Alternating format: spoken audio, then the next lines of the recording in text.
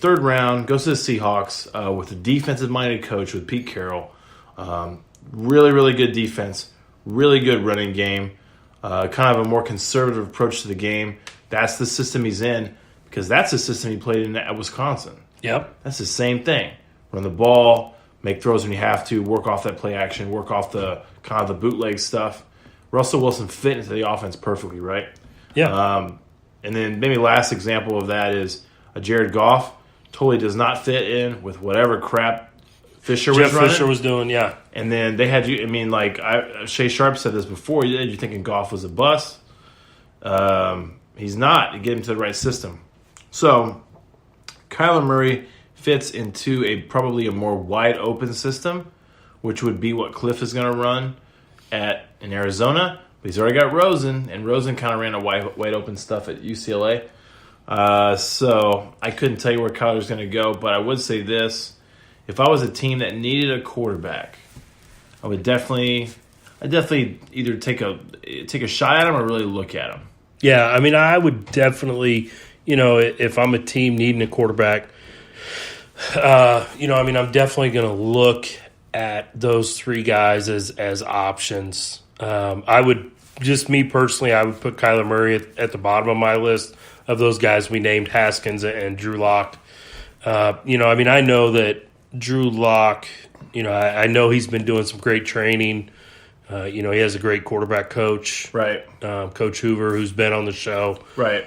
And we're going to get him on the show again, and he can talk to some of the specifics about some of that. So obviously, we want to kind of support. I want to support that guy, just because I have a connection to him that way, even though it's not a personal connection. But I want guys that Coach Hoover trained to do well, because he's our head coach, my head coach at East. So yeah, Locke's a guy I'd probably go first or second round. If I had to bet money, I'd say first. Yeah, I think he could go top 10. Depending on how it shakes out. What guys are going for, because some of those teams that need quarterbacks are going to go for some veterans. Yeah. Right? Like the Broncos went for Flacco. I mean, Nick Foles, I think last time we talked, Nick Foles had not opted out of his option, but he's going to be out there as a free agent.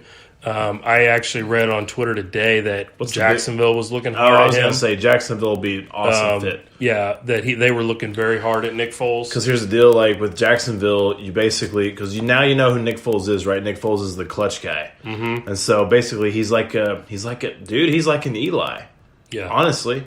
So he's pretty good regular season. He's okay, but they're going to play good defense. They're going to run the ball. Get Foles not to turn the ball over, and then you get Foles into the playoffs.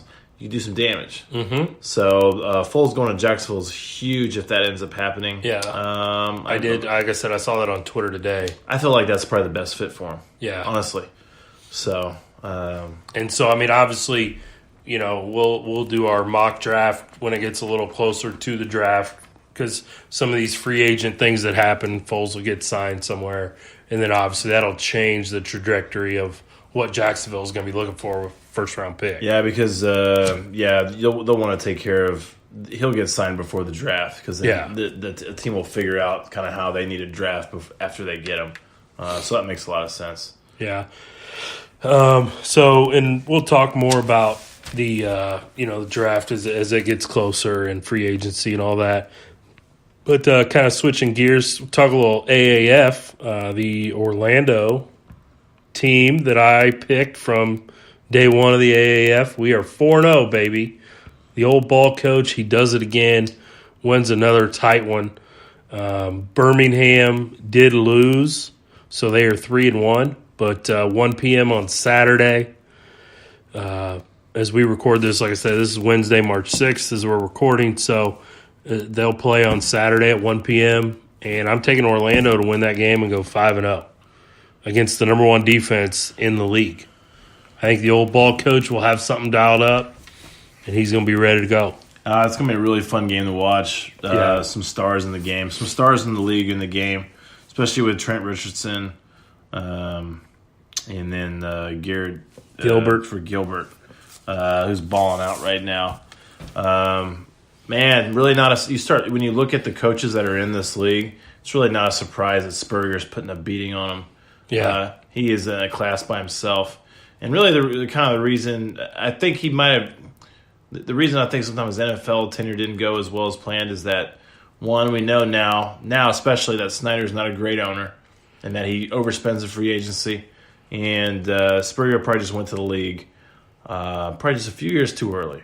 Well, and Spurrier, the big deal, he's not a grinder. He's not a grinding coach. He wants to get in, get his work done, and get out. Oh, and to be a successful head coach in the NFL, I mean, I think it's been proven you gotta put the hours in. Oh, I think Spurrier is the guy that he shows up, he has a real good time at work, and then it's time to go play some golf, baby. Yeah, I think if you're not a fan of Spurrier, I don't know. I don't know who doesn't like him. And I mean that's the deal, with this AAF. He's hanging out in Orlando. He's a Florida guy. He can play golf every day. It's the best. I mean, I'm sure they're not killing their players with practice times and all that. So, I mean, but big game this weekend against the Birmingham Iron, 4-0 versus 3-1. Again, that's 1 p.m. Saturday. So, if you don't have anything going on Saturday, find somewhere to watch that game. I'm going to watch it. Yeah. I mean, I'm gonna be into it. I'll definitely be keeping track of it. We're actually making a special trip this week just to watch that game down in Dallas, Texas. So if we got any listeners in the Dallas metro area, we'll be in town all weekend. So make sure to tweet at us at Midwest Mikes and let us know that you're in Dallas and maybe meet up and have a beverage together. Yeah.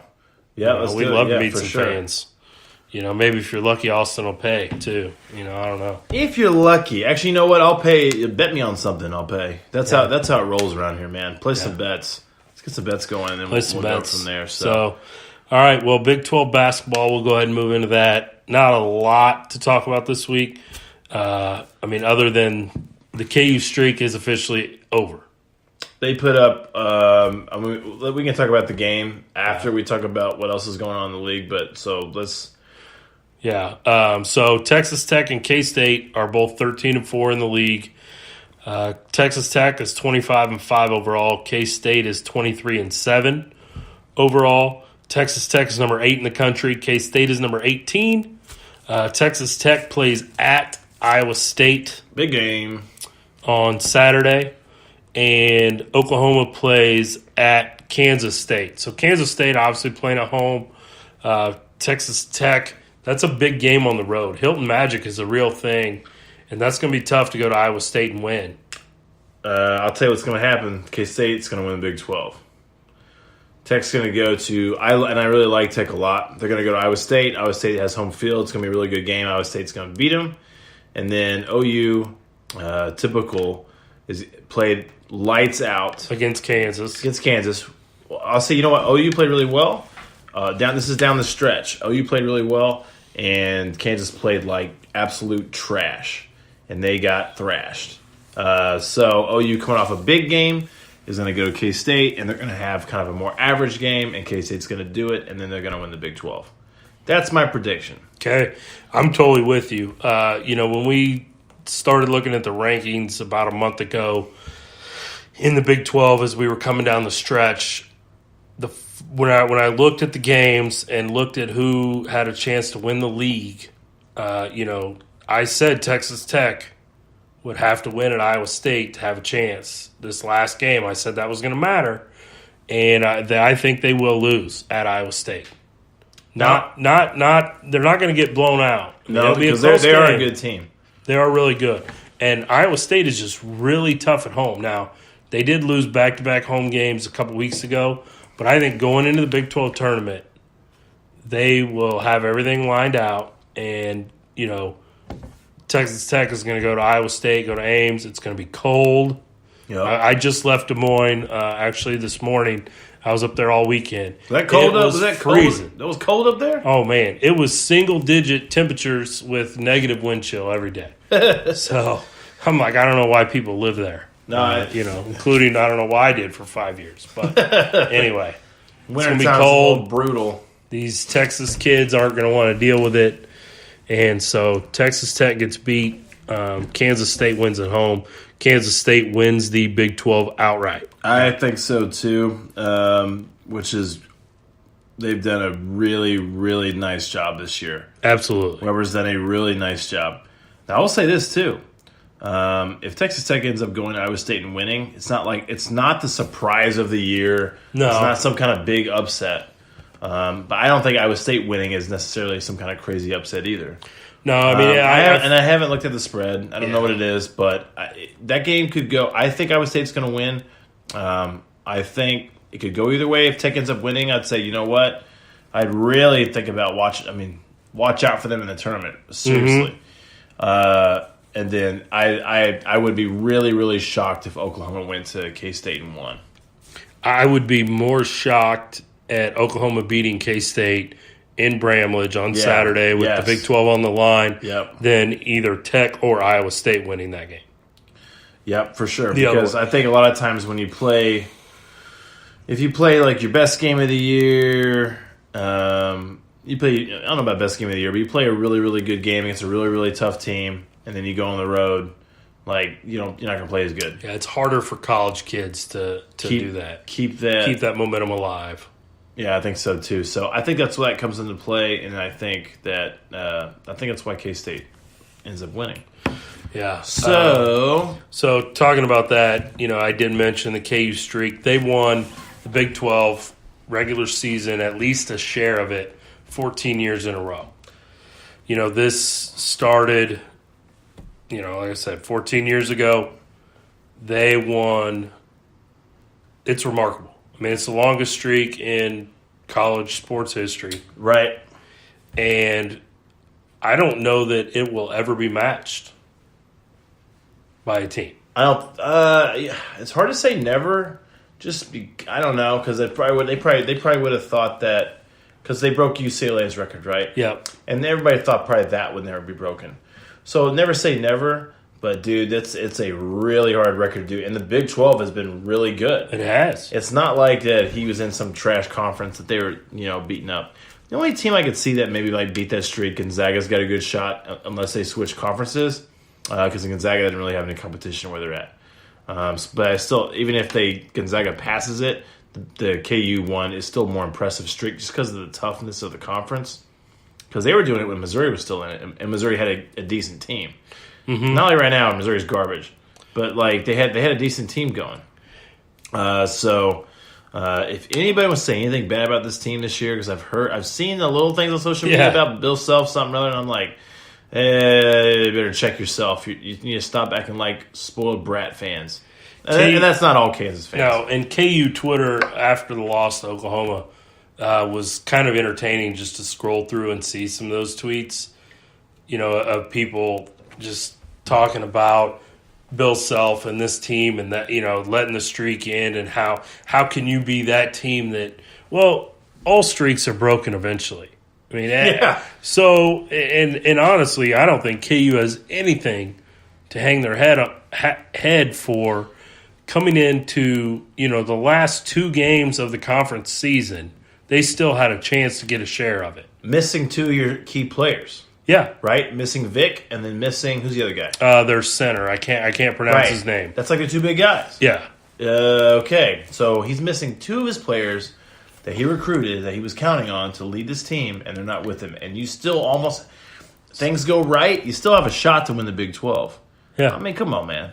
So, like I said, we're going into the final game on Saturday, and before last night's game, KU still had a chance, had K-State and Texas Tech both lost, and KU won, to get a share of the conference title, which with their loss, they're eliminated. It's either going to be a split between Texas Tech or K-State's going to win it outright. We've already, talked about what we think is going to happen. But I just, please understand how special that 14-year streak is. Don't disparage this Kansas team or Bill Self or any of those guys that are playing this year for Kansas because they lost the streak. I mean, it's remarkable that they did it 14 years in a row. I don't want to hear anybody say anything like that about. No. I'm not a Kansas fan by any means, but dude, come on, relax. Those kids played their hearts out, and it's really tough to win your conference once, let alone 14 times in a row. Oh yeah, and Kansas still. I'm looking at. We're going to move on to number one seeds and whatever. I'm looking at bracketology right now. Kansas still number 4 seed.